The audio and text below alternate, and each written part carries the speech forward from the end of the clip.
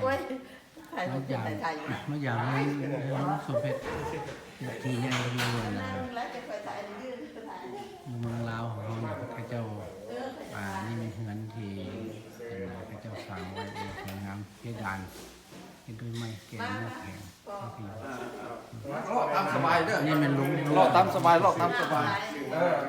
รอดตามสบาย เป็นการแรกใช้ไว้เลยแล้วก็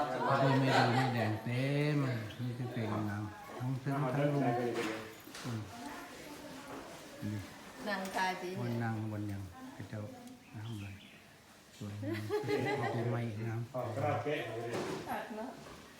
นั่นเป็นเพดานเป็นไม้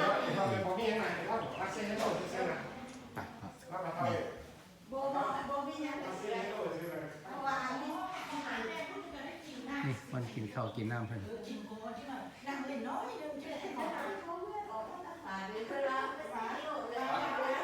อาหารขึ้นมาแล้วอาหาร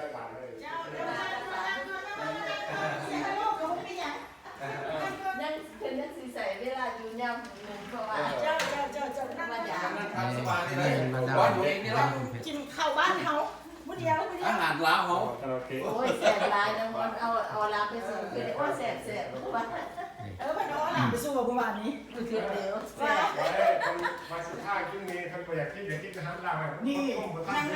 เขาเสียเขาคนเดียวกินได้จัดการคือนั่นนั่น อ๋อนี่ใกล้ โอ้ยกินได้สุดนอนจะบ่อย ไม่ยาวไม่ยาวก็ได้กระน้ำคือเก่า เอ้ผมก็ได้แค่ก็ได้ตัวซื้อมาพ่อ นี่ในเฮือนของเพิ่นนี่ห้องวันนั่งรับแขกอันนี้ ลุงจอมีพุ่นก็ได้ เด็กนั่งลงไป ก็เห็นเป็นพิธีสุดท้ายนี่เท่านั้นใช่ป่ะต้องมาต่อแช่ต่อแช่นี่แหละแม่เป็นตังนี่แหละว่าไม่ รับแขก ลงเลย ไม่ลงเลงบ่โอ้ไม่อันนี้แพงหลาย กันเนาะ ไม่ลงเองเนี่ยถ้าเราเอานางที่เขากัน อืม นางคู่พอพอทั้งในทั้งในนั่งนั่งอย่างไรมาเบิ่งสิ เข้าใจละ เบิดใครครับคนใจน้ำนั่ง ใครจะสิ้น ก็ปีทำไม